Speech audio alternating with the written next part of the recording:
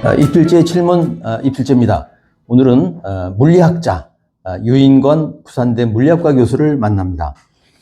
안녕하십니까? 네, 반갑습니다, 네. 선배님. 예, 여기는 박성재 정혜승 공동대표가 운영하는 종로통의 새 명소 오티움입니다. 천문학과 출신의 핵물리학자이십니다. 네. 물리학과 교수시고 그래서 이런 질문을 한번 드려보는데 과학의 고유한 가치란 무엇일까? 사실 저를 포함해서 이 문과 바보들은 뭐 이런 주제가 좀 어렵기도 하고 생소한데 과학의 문외 아닌 문과 바보들도 이해할 수 있게 좀 쉽게 설명을 좀 해주시죠. 아이, 문과 바보라니요. 저는 사실은 지금 방금 말씀해 주신 것처럼 우리나라 과학이라는 것이 굉장히 좁게 이해되고 있는 것 같아요. 흔히 이공계 이런 식으로 얘기가 되는데 저는 사실 그 생각에 이렇게 동의하진 않습니다. 현생 인류를 호모 사피엔스라고 하잖아요. 네. 즉 생각하는 인간, 생각을 하면 생각하는 방향이 있고 생각의 근거가 있고, 그래서 사실은 우리 다들 아시다시피 고대 헬레니즘부터 시작된 이 합리주의적인 생각을 그 토대 하에서 이루어지는 모든 활동이 저는 과학이라고 생각해요. 그래서 사실은 과학이 인문과학, 사회과학, 자연과학 이 세 개가 다 과학의 범주에 들어가고, 오히려 구별을 한다면 과학과 기술을 구별해야 된다고 생각해요. 네. 우리나라는 사실 과학과 기술이란 말, 이게 맞는 말인데 과학기술이란 말로 퉁을 치는데, 보십시오. 과학은 돈을 지식으로 만드는 일이고요. 기술은 지식을 돈으로 만드는 일입니다. 네. 과학은 오래 걸려서 가는 역사적인 일이고, 기술은 빨리빨리 변해야 되는 초단기적인 일이고, 과학은 문화를 만들고요. 기술은 경제를 만듭니다. 바로 그렇기 때문에 과학은 공공적인 성격에서 정부나 이런 공공적인 지원이 이루어져야 되고, 기술은 특허, 독점적인 이런 지위에서 사실은 인더스트리나 사업계에서 지원돼야 되는 거죠. 오히려 과학과 기술을 구별해서 주객이 거의 전도되는 것 같이, 솔직히 근데 참 유감스럽게도 우리나라는 이도 저도 아니어서 지식 창출도 돈 버는 것도 어중간하게 있는 것 같아요. 그래서 말씀하신 것처럼 과학을 여쭈시니까 저는 오히려 우리의 일반적인 현상을 잘 관찰하고 그것을 생각을 하고 어떻게 이런 일이 일어났는지 설명을 해내고, 그것이 맞다면 앞으로의 일도 예측할 수 있고, 이러한 모든 인간의 활동이 과학이라고 생각합니다. 그래서 사실은 천문학, 핵물리학, 물리학, 솔직히 얘기하면 저는 인문과학, 사회과학에 이르기까지 모두가 다 굉장히 중요하게 존중받아야 되는 거라고 생각합니다. 네. 그러면 말이죠. 흔히 뭐 산학협동 이런 말 씁니다만 산학이든 학산이든 네. 이 두 분야가 어떻게 협력하는 것이 바람직하다고 보십니까? 아주 좋은 질문이신데요. 그때마다 저의 생각은 산의 특징은 기업체입니다. 사업을 하는 거고 돈을 벌어들이는 것이에요. 학은 배우는 것입니다. 무엇을 배우나요? 돈을 버는 것을 배워야 되나요? 아니죠. 사실은 거기 중요하게 빠진 게 산학연입니다. 연은 연구를 하는 거예요. 아까 제가 과학과 기술을 말씀드렸는데, 과학, 사이언스는 리서치를 하는 거고요. 연구를 하는 거고, 테크놀로지는 디벨로프를 하는 겁니다. 이게 R&D가 거기서 오는 건데요. 사실은 산학이라는 개념은 삼성이나 뭐 이런 기업체에서 할 일이지 저 같은 대학이랑은 사실은 상관없는 일이 돼요. 그 중간에 연이 들어가야만 산학연, 연구하는 것을 통해서 이게 순환이 돼야죠. 연구를 통해서 지식이 창출되고, 지식을 돈으로 만들기 위해서 산업체가 개입을 하고, 학생은 그 생태계를 배우고 어디에 자기의 주 분야가 있을지, 연구하는 쪽이 좋을지, 테크놀로지 하는 쪽이 좋을지 그런 쪽을 선택해야 되는, 사실은 그게 다 일종의 삼위일체처럼 같이 가야 된다고 생각을 합니다. 막 R&D라는 용어가 튀어나왔습니다. 중요한 키워드지 않습니까? 지난 정부에서 이 R&D 예산을 삭감한 일이 있었지 않습니까? 네. 요 전제를 바탕으로 해서 이렇게 질문 한번 드려봅니다. 우리나라 과학자들이 이미 뭐 노벨상 가운데서 뭐 평화상 또 문학상을, 문화상들이 수상을 했습니다만은 우리나라 과학자들이 노벨 물리학상, 화학상을 받으려면 또는 이렇게 질문을 바꿀 때 우리나라가 과학기술 선진국이 되려면 그러면 정책적으로 또 전 사회적으로 어떤 노력, 어떤 시도를 해야 된다고 보십니까? 그러게요. 이게 참 가슴 아픈 일이 일어났습니다. 사실 이것은 일어난 게 아니라 지금도 그 파생효과가 번져가고 있는데요. 다행인지 불행인지 제가 최근에 학교 연구처장으로도 일을 했고 지금 한국물리학회 부회장을 하고 있고 고에너지 학회를 만들어서 회장도 했는데 너무 안타까운 일이 많이 일어났고 이를테면 이런 셈이었어요. 지속적으로 우리나라 삼면이 바다잖아요. 바다의 온도와 바다의 생태를 계속해서 매년 측정하고 그것을 기록으로 남기고 데이터 분석을 하는 그런 연구가 있었는데 그 예산이 0원이 됐어요. 아니 생각해 보십시오. 그걸 한다고 무슨 돈이 나오겠습니까? 하지만 지속적으로 그런 데이터를 오랜 동안 축적하면서 원인을 파악하고 앞으로 어떻게 될지를 대비하고 이래야 되는 것이 과학적인 접근인데 이것을 돈이 안 된다고 해서 예산을 삭감해버리면 미래가 있겠습니까? 사실은 연구, 개발, R&D라는 건 미래를 위한 투자인데 바로 이런 식으로 예산 삭감이 이루어졌고 문제는 예산이 0이 됐어요. 그 연구가 빵이 됐어요. 수십 년을 지속해온 연구가 스톱된 거죠. 단순히 그 연구가 스톱된 게 아니라 거기서 일하던 연구원생들은 나가야 돼요. 학생들이 안 오죠. 구축해놓은 인프라는 놀리고 낡게 되고. 즉, 그러니까 생태계 자체가 위협을 받는 거군요. 생태계가 망가졌어요. 네. 제가 아까 부회장부 얘기한 거는 제가 그 부분을 놓고 지난 대선 때 이 캠프별로 이런 공약을 발표하고 이런 게 있었는데 R&D 공약에 제가 그 부회장 자격으로 참여를 해서 아주 신랄하게 비판을 했습니다. 뭐 어느 당을 막론하고 이 나라에 과학이 있습니까? 맨날 돈 벌어오는 기술은 이제까지 좀 있어 왔는데 지금도 세 당이 전부 다 지금 다들 아시다시피 AI, 반도체, 퀀텀 컴퓨팅 이런 쪽으로는 지금 잔뜩 되는데 정작 그거의 소스가 되는 과학은 하나도 없습니다. 없었습니다. 근데 무척 다행스럽게도 저희 과학자들, 조용했던 과학자들이 국회 가서 성명서도 발표를 하고요. 그렇게 촉구를 해서 최근에 과학기술 정책이 지금 바뀌고 있습니다. 바로 제가 원했던 것은 과학과 기술을 투 트랙으로 전혀 다른 스펙으로 가서 과학엔 롱 로드맵을 만들고 기술은 집중과 선택이 필요할 수도 있고요. 과학은 하지만 다양성이 필요한 거고. 지금 노벨상을 말씀하셨는데 사실 제가 참 운이 좋게도 어떻게 하다 보니까 노벨상 근처에 있는 분들이랑 일을 참 많이 해왔어요.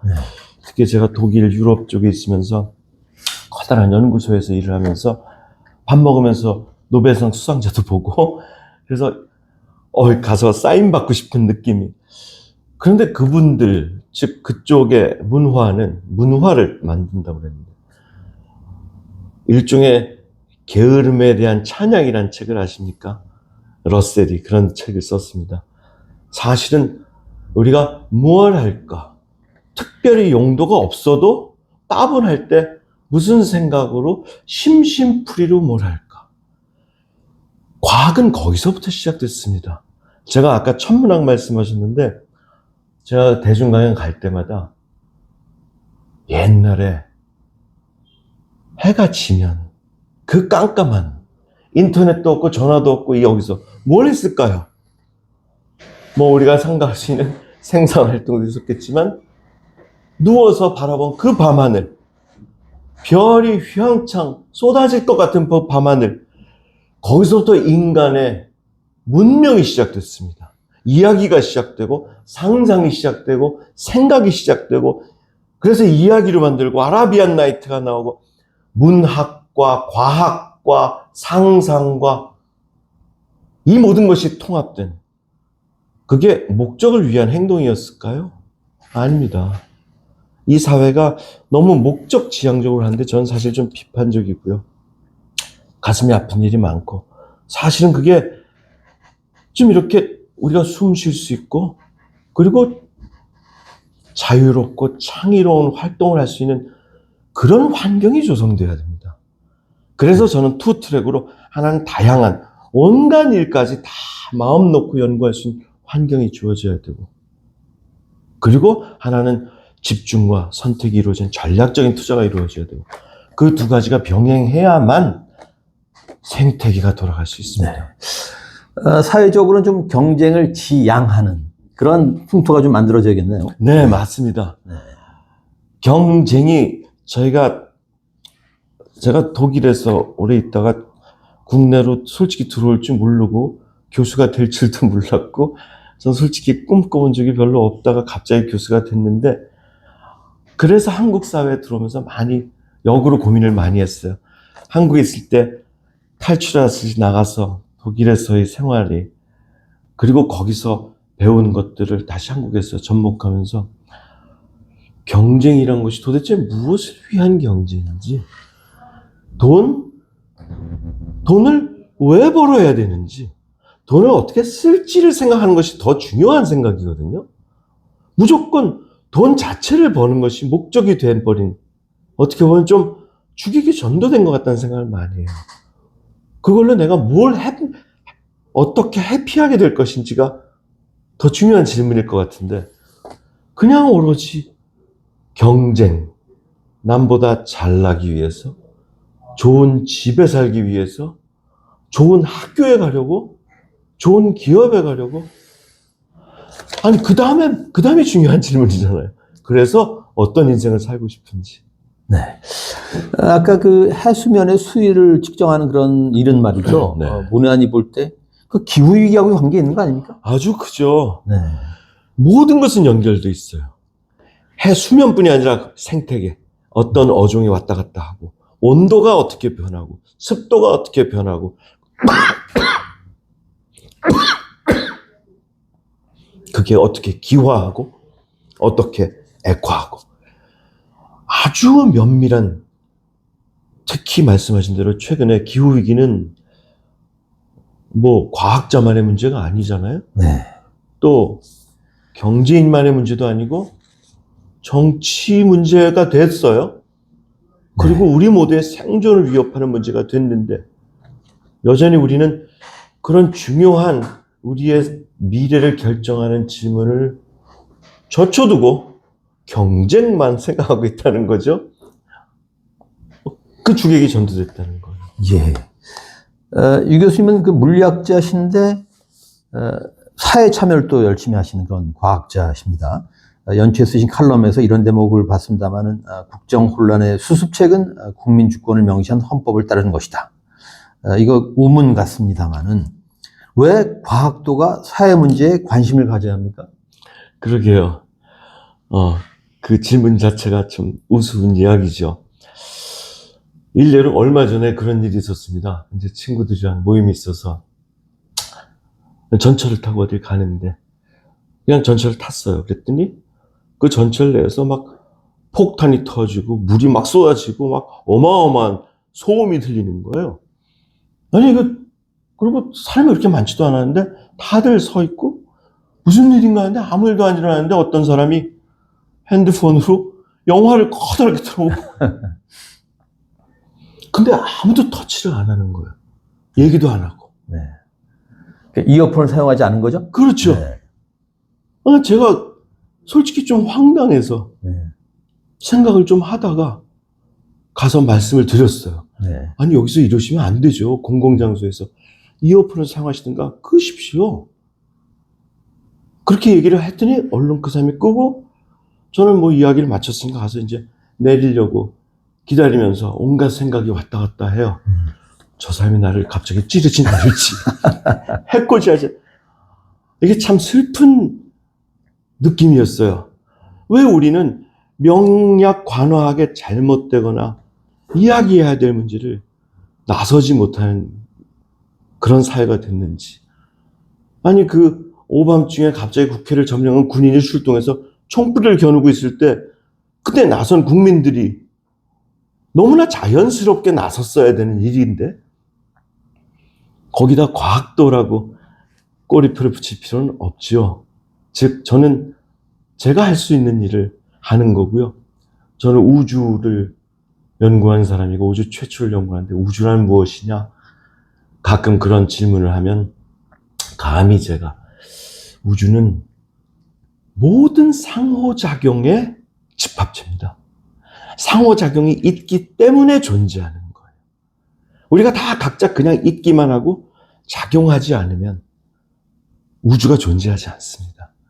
우리가 보고, 듣고, 느끼고, 나도 액션을 하고, 액션을 받고, 우리가 사회를 만들고, 사회가 우리를 만들고, 우리는 지금 여러 가지로 사회적인 압박을 받기도 하고 영향을 받고, 또한 우리가 바람직한 사회를 만들어 가는 것이 저의 행복의 중요한 부분이거든요. 우리 모두가 해피하기 위해서. 즉 그런 의미에서 저는 굳이 말씀하시면 사회 참여인데 저는 그런 상호작용이 우리 모두를 살리고 있다고 생각을 하고 제가 할 수 있는 일은 다 하고 싶습니다. 네. 그 활동 중 하나가 이제 그 기고, 글쓰기, 뭐 칼럼 이제 작성인데 이런 질문 한번 드려보겠습니다. 그러니까 무슨 문학도야 글 쓰는 게 아주 자연스러운 일이고 뭐 또 언론 종사자들은 글을 씁니다만은 이공계 출신으로서 이공계 출신들한테 좀 글쓰기 팁을 주신다면 이공계는 어떻게 쓰는 게 좋아요? 그러게요. 네. 사실 선배님도 느끼셨는지 모르겠지만 전 굉장히 문과적인 사람입니다. 그리고 저는 이과를 생각해 본 적이 없습니다. 고등학교 때도 문과, 이과의 적성 테스트 해보면 문과가 거의 만점이 나왔고요. 네. 그리고 그때 학교 교지 같은 데도 이제 중학교 때도 학교 대표로 글짓기도 나가고 어떻게 하다 책을 좋아하다 보니까 그렇게 그냥 썼는데 좀 다들 좋아하셔서 그랬는데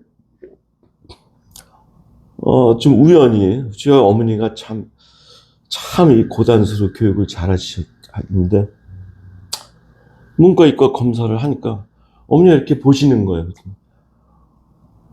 어머니 당연히 저는 문과인데 무슨 생각을 하십니까? 그랬더니 그냥 난 이과는 얼마나 나왔나 하고 그랬더니 문과가 만점쯤 나오고 이과가 88점인가 뭐쯤 나왔습니다. 그랬더니 딱 저도 궁금해서 봤어요. 전 문과 당연히 생각했기 때문에 제대로 보지도 않았는데 어머니가 나쁘진 않네? 그래서 아니 뭐 나쁘진 어차피 전 문과인데 그랬더니 어머니가 슬쩍 지나가시면서 어머니가 제 고집을 아시는 거예요. 제가 묘한 이상한 반항심이 있어서 하라고 그러면 오히려 하기 싫고 막 이래지는 게 있는데 제가 좀 말썽꾸러기인데 너 그거 아냐? 문과 하면 이과 할 수 없지만 이과 하면 문과를 할 수도 있단다? 얘기를 하시고 이렇게 쓱 지나가시는데 제가 그냥 귀에서 그 말이 계속 쟁쟁 도는데 생각해 보니까 그런 전문적인 그 생각이 좀 들더라고요. 그래서 사실은 이과를 시작해 너무 문과적이어서 그 이과에 좀 특화된 공부를 하다가 이제 수학이 재밌다는 것도 알게 되고 근데 지금 말씀하신 것 같이 그래서 근데 역으로 제가 그러면서 물리학과 교수가 되고 보니까 물리학 전공을 하다 보니까 나름 굉장한 장점이 있는 것 같아요. 어떻게 보면 이과적인 이과 교수보다 그래서 오히려 제 상품 가치가 좀 올라가는 게 아니나 생각하는데 저는 개인적으로 글쓰기는 사실은 저는 이과 입장에서 전 여기 지금 메모가 수천 개가 있습니다. 생각이 날 때마다 사실 공부라는 건 아까 제가 과학 말씀드렸는데 공부라는 건 뭐든지 딱 누구나 아이디어가 스치듯 다 지나갑니다. 그것을 어떻게 체계화하고 정량화하고 논리적으로 정리해서 발전시키느냐가 학문의 세계인데요. 그걸 하는 가장 첫째가 있는 대로 적는 겁니다. 그리고 있는 대로 읽는 겁니다. 제가 독일에서 하면서 죄송합니다. 제가 너무 잘난 척을 많이 하는지 독일에 하면서 유명한 과외 선생이었어요. 네. 유학생활 동안에 그게 저의 생활비를 벌었는데 제가 하는 건 수학으로도 많이 가르쳤는데 굉장히 수학도 잘했고 학생들이 가르치는 요점은 딱 하나 있었습니다. 읽어. 소리 내서 또박또박 읽어. 네. X가 실수일 때 뭐 어쩌고 저쩌고 이런 문제가 나오면 자, 읽은 다음에 제가 딱 가려요. 뭐라고? X가 뭐라고? 읽어놓고도 대부분 몰라요. X가 뭐라고? 미스테이크라고? 실수라고?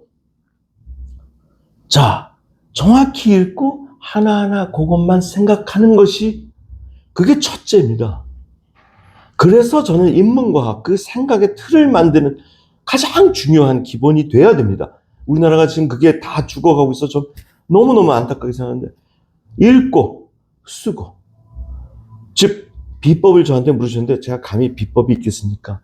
왕도가 없다처럼 있는 대로 정확하게 읽고 근데 우리가 읽는 거랑 생각하는 게 많은 경우에 분리돼 있어요. 읽고 나서 생각해요. 그게 아니라 X가 실수일 때 X가 실수라는 게 뭐지? 이 얘기가 왜 있을까? 이렇게 생각하면 저절로 문제가 풀리는 경우가 굉장히 많습니다. 그것처럼 마찬가지로 저 현상이 일단 주목을 하고 정확하게 써야죠. 자세히. 선배님이 나한테 질문한 저 눈빛이 강도가 얼마일까? 저 에너지는 얼마일까? 눈의 크기는 어떻게 되고 눈을 몇 번 깜빡이고 사실 그걸 굉장히 자세히 적으면 적을수록 그 모든 게 재료가 되고요. 자연스럽게 생각을 안 할 수가 없고 그 생각을 그냥 풀어내는 것이 저는 가장 좋은 글쓰기라고 생각합니다. 그럼 이런 질문 드려보겠습니다. 대학에 오래 몸담으셨는데 요즘 대학생들 포함해서 이제 문해력 얘기를 하지 않습니까? 맞아요. 피부로 느끼시나요? 문해력이 좀 떨어진다? 떨어지는 정도가 아니라 죄송합니다. 끔찍합니다. 제가 그렇게 잘난 것도 아닌데 정말 부끄럽게도 제가 영재학교 이렇게 쉽게 하면 잘 나가는 친구들, 과학고 이런 친구들 가끔 가르치다 보면 아주 어려운 말을 밥 먹듯이 많이 합니다. 교수님, 양자 컴퓨팅, 그 양자 얽힘 현상에 대해서 어떻게 생각하십니까? 양자 얽힘. 양자가 뭔지 알아요? 그 친구들은 그런 질문을 해본 적이 없어요. 답도 못해요. 양자가 뭔지 모르는 상태로. 얽힘. 즉, 방금 전에 말씀드렸듯이 하나하나 차곡차곡 생각과 읽고 배우는 게 같이 가야 되는데 어떻게 보면 지식의 홍수 속에서 언어의 홍수 속에서 이걸 쏟아지는 대로 막 주워 섬기고 유식한 말을 하는 것이 대우를 받고 있어 보이니까 제 생각에 문해력이 떨어진 정도가 아니라 이걸 바느질을 하려면 이 바늘을 잘 꽈야 되는데 이게 아니라 막 허리를 묶다 못해 엉킨 상태로라도 어떻게든지 바느질을 하려고 하는 것 같아요. 오히려 영어를 유창하게 하면서 무슨 뜻인지 모릅니다. 즉 해석을 못하는 게 아니라 해석을 해놓고도 한국말로 무슨 뜻인지 몰라요. 너무 슬픈 현상이에요. 아이들이 저는 제 꼬마가 독일에서 태어났습니다. 네. 그렇게 하면 다들 독일 시민권인 줄 아는데 착각하지 마십시오. 미국만 예외적으로 이 시민권이 주어지는 것이지 전 세계 아무데도 그렇지 않습니다. 그래서 제가 한국에서, 그러니까 집에서는 쥐어 박아오면서 한국말을 시켰어요. 네. 또박또박. 아빠가 대충 얘기하고 그러면, 자, 뭐라고? 하나씩.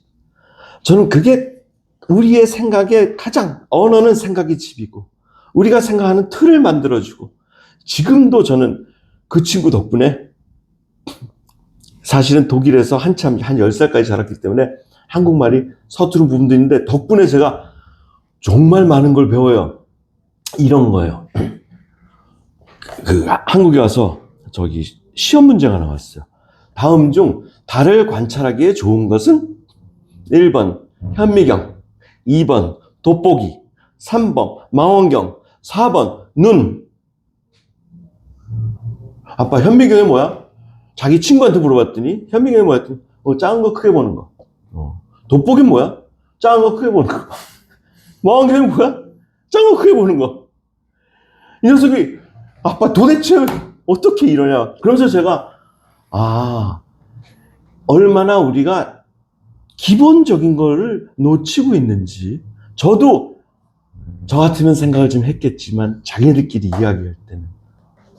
그래서 제가 말도 풀어주고 한자도 풀어주고. 저는 사실 한자가 굉장히 중요하다고 생각해요. 한국말에서 특히.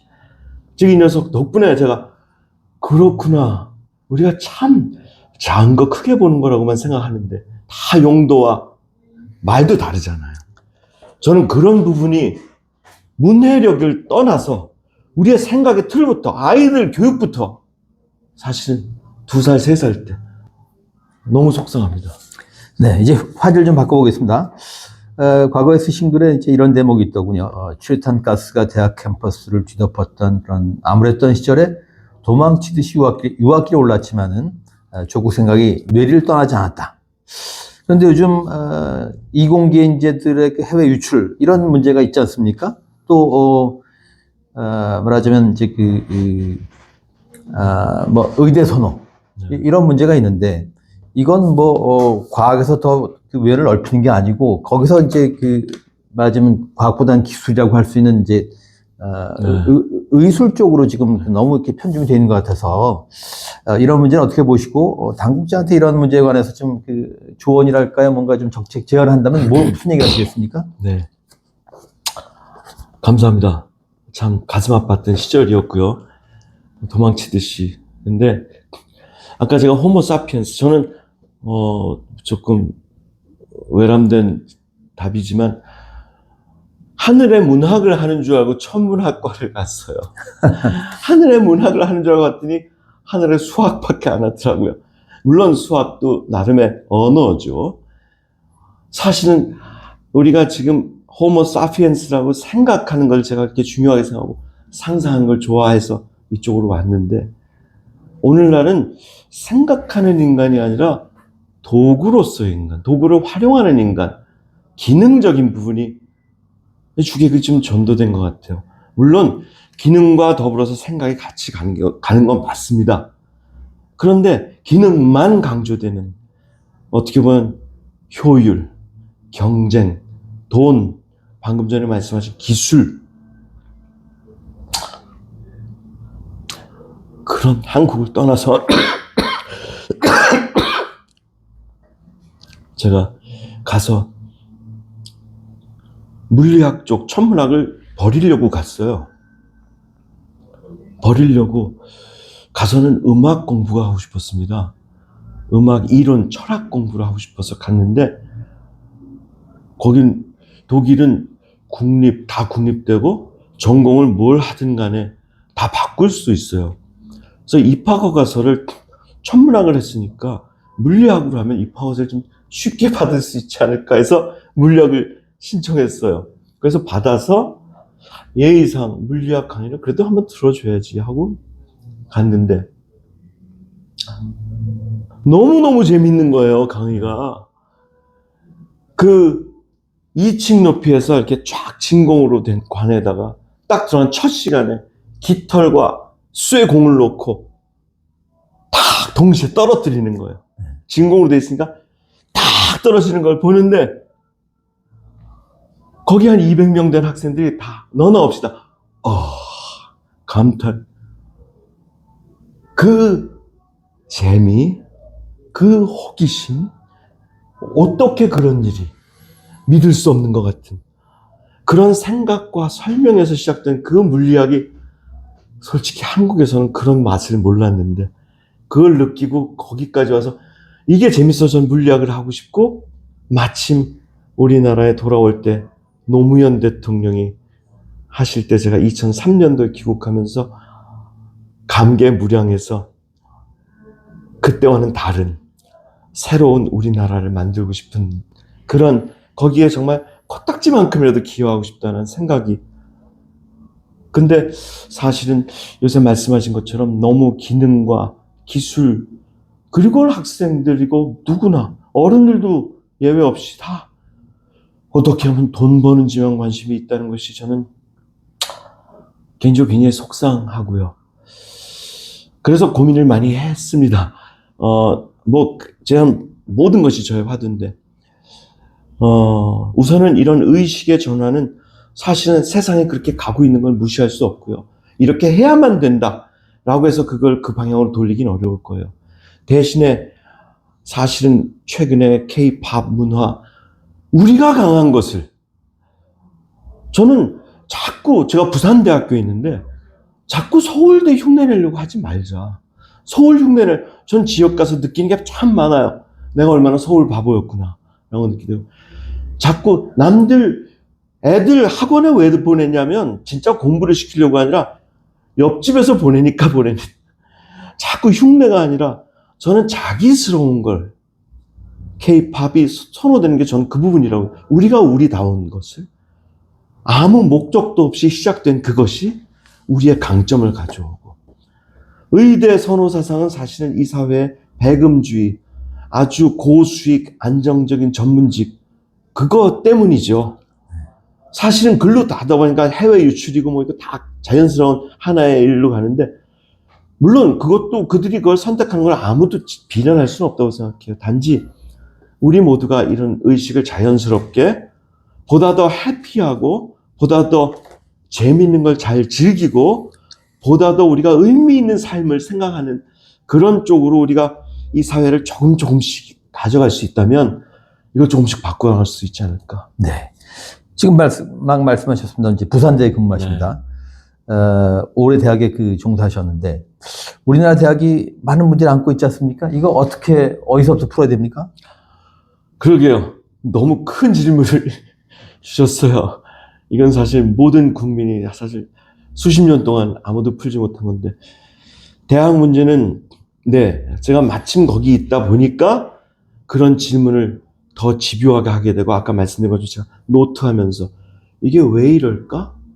이런 현상도 보고 근원을 찾다가 보니까 여러 가지 생각을 하게 됐는데요. 아까 제가 근원적으로는 의식의 문제지만 기술적으로는 제가 최근에 다들 뜨악하실지 모르겠지만 최근에 이재명 정부가 그 서울대 10개 만들기라는 네.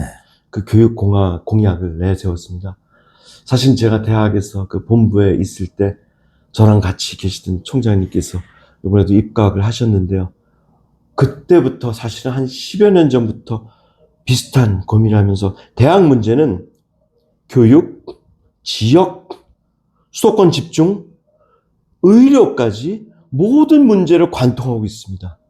자, 한번 다들 질문해보죠. 우리나라 대학이 왜 필요합니까? 아주 시니컬하게 얘기하면요. 우리나라 대학은 신분화를 공고하기 위한 것밖에 필요 없다고 생각해요.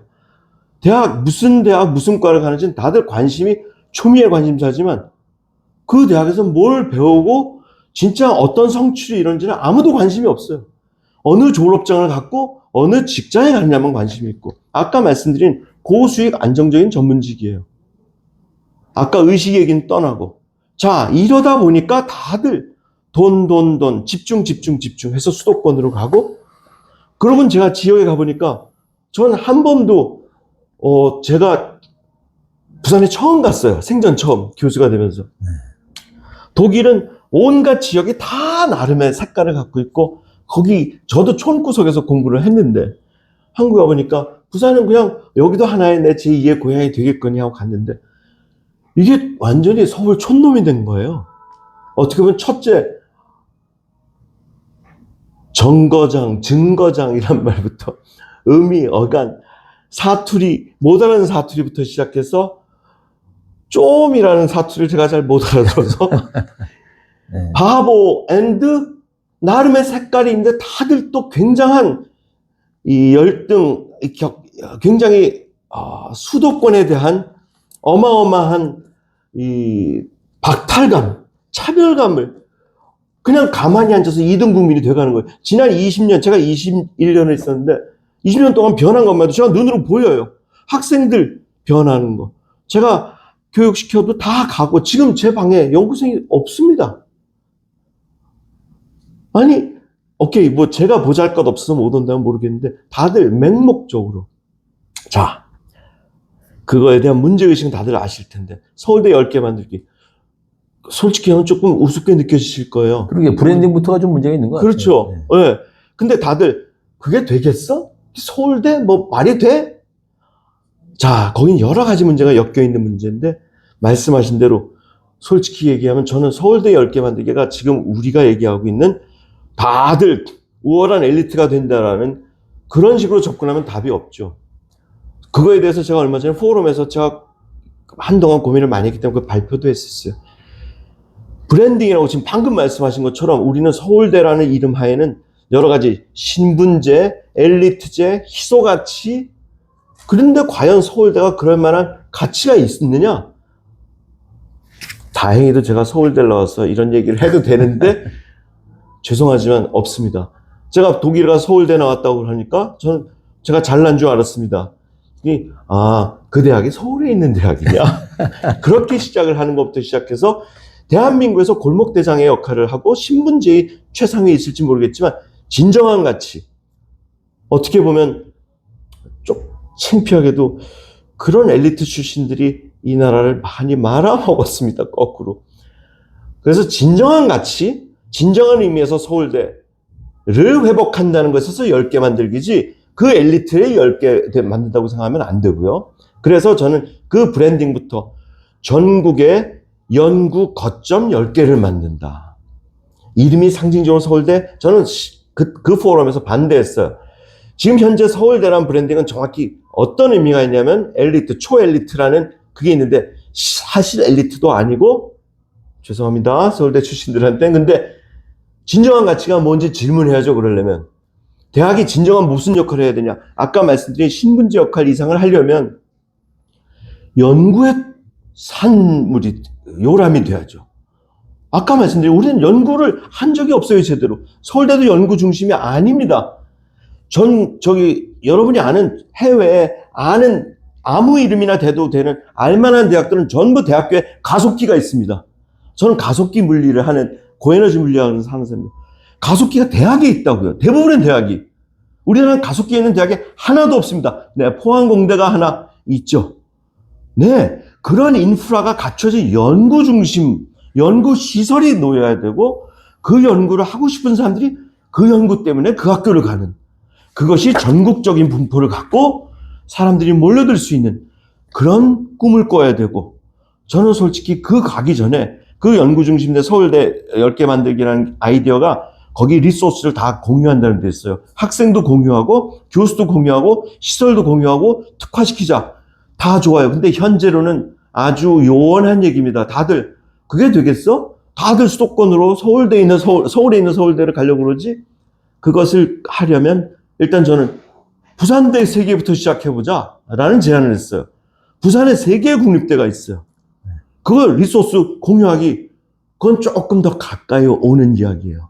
그래서 저는 감히 정부에다가 부산에다 그런 연구 거점이 될 만한 인프라를 구축하고 인적, 물적 인프라를 구축하는 것이 연구 중심이어야 되고, 그 연구 중심에 엮여 있는 것이 그런 대학이면 좋겠다. 저는 그렇게 접근하고 지금 말씀하신 지역 문제, 그 다음에 의료, 아까 의대에 계셨는데 기술적으로 저는 조금 너무 쇼킹한 얘기일 수도 있는데 우리 동문 중에 의사 선생님도 많은데 전국의 의대는요, 하나의 국립의대로 10개를 대학으로부터 분리시켜야 됩니다. 의대는 현재 라이센스예요. 의학이 아니라 의술이에요. 당연히 필요하죠. 지역 문제 중에 하나가 교육과 의료입니다. 낙후되는 지역 사람들이 갈 병원이 없어지고 그러니까 있어요. 하나의 메디컬 스쿨이면서 앳 부산, 앳 서울. 이런 예스. 거군요. 네. 그렇게 다들, 그리고 수도권이 지금 몰리고 있으니까 수도권 가까울수록 필수 기본 기초 의료, 네. 필수 의료. 그리고 지역으로 갈수록 뭐 조금 다른 데도 할 수 있고. 그리고 이 친구들이 입시가 아니라 진짜 누구나 의사가 돼서 그 지역에, 교사들은 그 지역 할당제가 있잖아요. 임용고시를 보고 그 지역으로 가잖아요. 그렇게 뽑았으면 좋겠어요. 네. 그러니까 일단 대학의 경우 사실상 이제 스펙 인증 기관이 됐지 않습니까? 네, 맞습니다. 네. 자, 이제 그 준비한 마지막 질문입니다. 공교롭게 이제 근무지가 부산이라서 이미 그런 얘기 좀 하셨습니다만은, 수도권 집중의 폐해 언제 체감하시고, 나름의 국가 균형 발전을 위한 대안은 뭔가요? 네, 감사합니다. 우리 모두 다 서울고등학교, 저도 자랑스러운 서울고등학교 졸업생인데, 조금 죄송하지만, 선배님, 암이 뭔지 아십니까? 암의 정체? 암이 나쁜 거예요. 네. 근데 아직 암의 정체를 아무도 모릅니다. 암인지 아닌지를 구별하는 기준이 뭔지 아십니까? 종양이 발견됐어요. 반드시 이 조직 검사를 해봐야 됩니다. 조직 검사를 해서 왕성하게 배양 활동을 하는, 커지고, 모든 좋은 건 서킹하고, 모든 나쁜 건 내놓고 자기의 몸집을 불리는, 그게 암입니다. 제 칼럼에 수도권은 암적 존재라는 이야기를 표현한 적이 있습니다. 네. 정확히 제가 핵물리학을 하는데 원자력 발전이 이 경남에 또 많아요. 그거 발전해서 어떻게 합니까? 다 서울로 보냅니다. 네. 그거 보내는 비용도 듭니다. 좋은 건 다 서울로 가고, 그 대신에 핵쓰레기는 지금 다 바깥에 있는 거예요. 이렇게 모든 나쁜, 그리고 서울은 무진장 커지고 있어요. 고속철이 생길 때 지역을 활성화시킨다고 하는데, 아니요. 빨대를 꽂은 셈이 됐어요. 다 서울로 출퇴근을 합니다. 그러니까 한국이 중증 암 환자군요. 네. 저는 이렇게 돼선 서울은 서울대로 지옥이 되고, 아시잖아요. 이 집값부터 시작해서 다 몰리니까. 지역은 지역대로 완전히 완전히 비어있는 네. MT 현상이 일어나요. 이렇게 되는 것이 이 나라가, 저는 누가 뭐라고 그러면 그렇게 서울 커지면 안 됩니까? 생각해 보십시오. 전국의 2천만 국민이 길거리에 3시간, 매일 3시간을 퍼붓는 나라예요. 출퇴근에. 경쟁력이 있을 수가 있겠습니까? 저는 지역을 따로 사랑해서가 아니라 우리 모두가 살기 위해서는 반드시 이걸 해결해야 됩니다. 우리 모두 너무 맹목적이지 않은가? 진짜 무엇을 위해서 우리가 가고 있는지 생각하면서. 그래서 방법이라고 하면 저는 아까 방금 서울대 10개 만들기 아주 기가 막힌 해법 중에 하나라고 생각하고요. 사실은 다들 일자리, 직업이 없으니까 그렇지. 제가 생각할 땐 아까 교육과 병원을 얘기했는데요. 일단 사람이 모여야 됩니다. 사람이 모이려면 노는 것도 거기 생기고, 사람이 모이다 보면 일자리도 생기고, 일단 그래서 역이 생기면, 전철역이 생기면 당장 역세권부터 시작해서 사람이 몰리기 시작하죠. 그렇게 하기 위한 하나의 유인책으로 저는 아까 교육과 의료, 기본적인 걸 생각한 것처럼 그런 지역의 사람이 아쉬워할 만한, 오고 싶어 할 만한 것들을 만들어야 되고, 그것은 정부가 조직적으로, 체계적으로 접근해야 된다는 정치적인 문제라고 생각합니다. 네. 그러니까, 인센티브 인프라 이런 게 있어야 되는 거죠. 네. 그래서 다들 가고 싶게 만들어야죠. 가게 되면 얻는 게 있어야 되죠. 네. 네. 알겠습니다. 이 필자의 질문, 오늘은 참여하는 물리학자, 유인권 부산대 물리학과 교수를 만났습니다. 고맙습니다. 고맙습니다. 수고하셨습니다. 네.